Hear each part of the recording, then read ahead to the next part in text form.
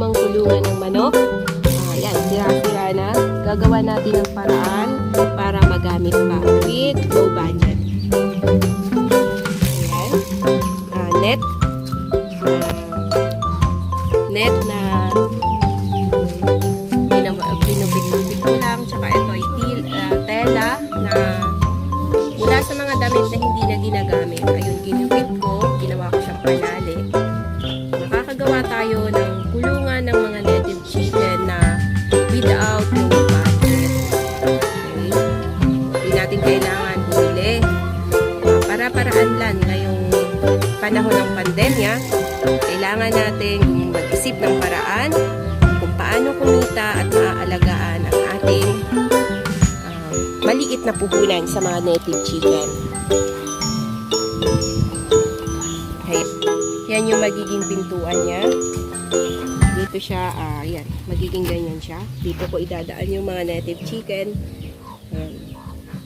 Itutour ko kayo sa aking mga native chicken. Meron na akong sisiw. Yung ano lang, hindi kita mukha ko.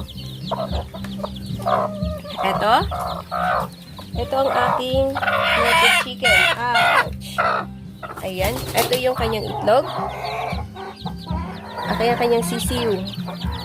Look! 11 sila, guys. Ayan. Yan ang aking mga ikukulong doon sa ginawa kong DIY na kulungan. Ayan. Ayan, guys. Mga native organic egg. Ayan. Organic egg yan. Yung mga paitlugan ko lahat DIY. Yung mga hindi na ginagamit, napapakinabangan. So, hindi natin kailangan bumili, gumastos para tayo kumita. Kumikita ako, walang gastos. Ang kinakain din ng aking mga native chicken, next video, panoorin nyo kung paano ako nagpaparami ng native chicken na sa napakaliit na halaga lamang. Bye guys! Bye guys! See you next time!